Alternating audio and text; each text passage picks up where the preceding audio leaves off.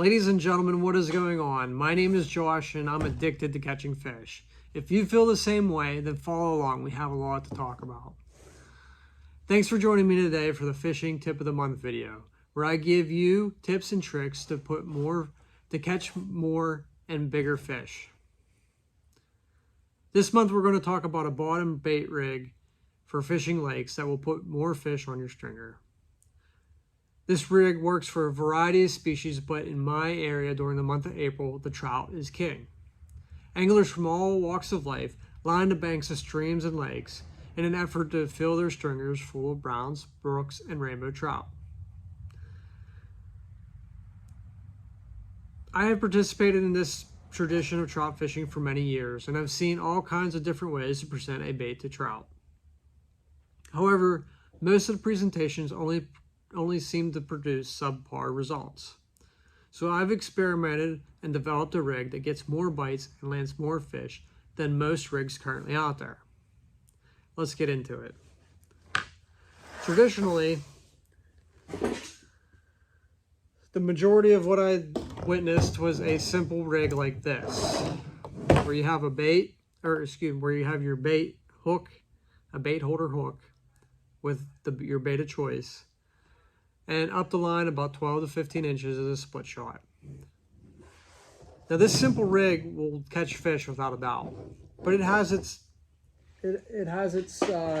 flaws, and I've experimented and developed a rig that seems to work better than that rig or any other rig out there.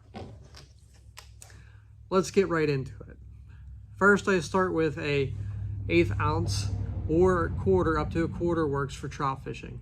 If you're fishing for different species, you may want to consider going heavier, or if you're fishing deeper water or a current situation where you want to maintain bottom contact. An egg sinker, a regular traditional lead egg sinker will work just fine. However, I've been playing with tungsten, and this cylinder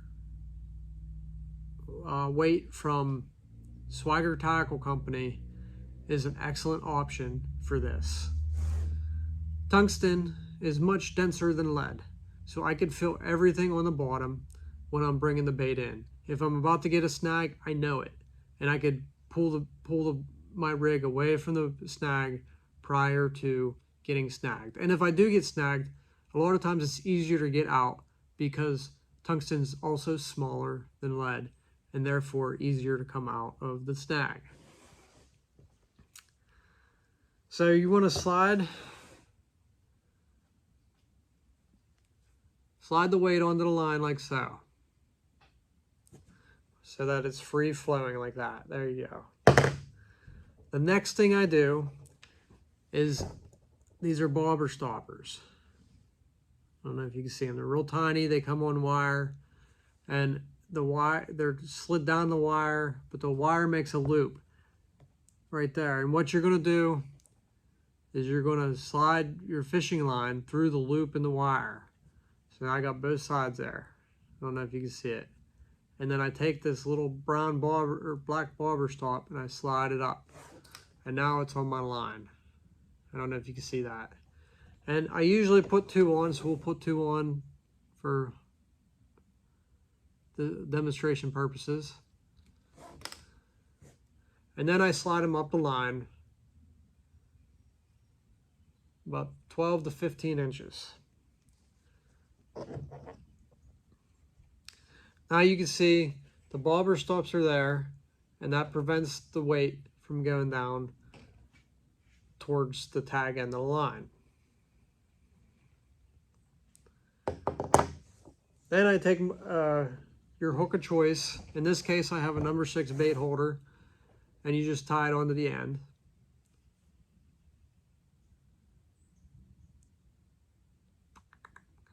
I like using a Palomar knot.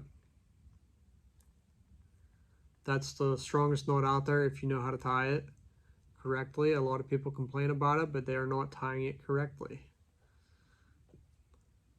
We'll get into that one of these days, maybe. So you put it around. Oops. I almost did it incorrectly there.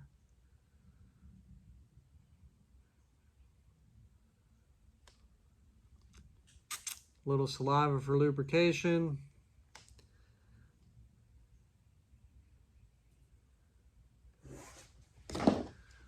Clip the tag end.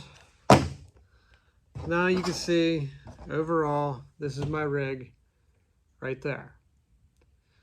Now you can apply whatever bait, whether it be live bait, a minnow, a night crawler, wax worms, or maybe an artificial bait like power bait or salmon eggs.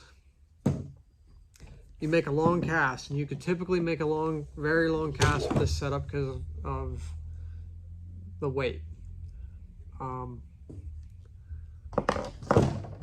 You cast it out there, you put it in a rod holder, and you just let it soak until you get a bite. And trust me, they will bite. So you're probably wondering what's so special about this. This setup seems so simple, and you're right. But here's what it is. In the traditional split shot manner, like I showed you earlier, the fish could feel the weight.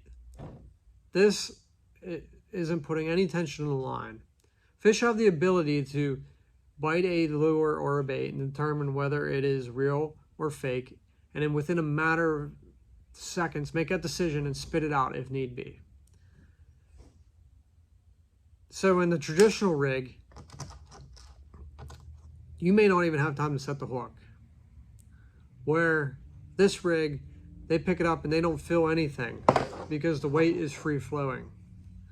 The only thing that's there is the weight of the bobber stops, the weight of the hook, and the weight of the bait. And that's almost as natural as you can get. And without a doubt, it'll give you more opportunity to catch and land the fish. My setup for this is rather simple, but kind of outside the traditional norm. I like using a rod that's at least 6 foot long, and here's why. I'm typically making a long cast with this. And when I'm making long cast and a fish bites, I have to move a lot of line to set a good hook on that fish. So I typically use a rod 6 foot or longer in a light, maybe even a medium light, depending on the situation. Since I'm making a long cast, I like using a bigger reel too. The one here is a 3000, but a 2500 is probably ideal for this technique. I also use a high-vis braided line. This is 8 carrier braided line. As you can see, it's a high-vis yellow, and there's a purpose for that. So after I cast out my bait,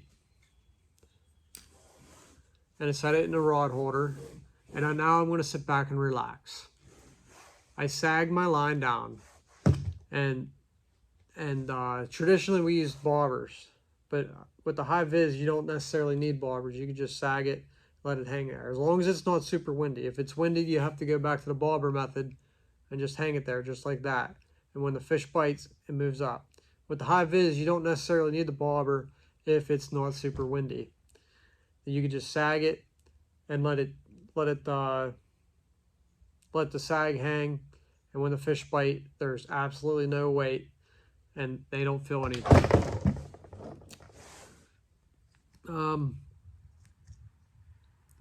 So I use a high vis line with a leader, a fluorocarbon leader at the end, and usually about a 12 foot, and it's roughly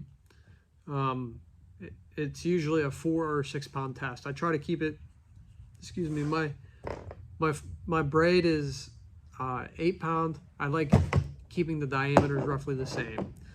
Braid's thinner than a fluorocarbon, so I could get away with a 4 or a 6. So guys, if you try this rig, I guarantee you're going to catch more fish and outfish the other anglers that are to your left or to your right on the shoreline. Make sure you subscribe for additional content just like this. And until next time, make sure you get out there and make your own adventures. Remember to apply some of these tips and tricks for yourself. You won't be disappointed. See you guys.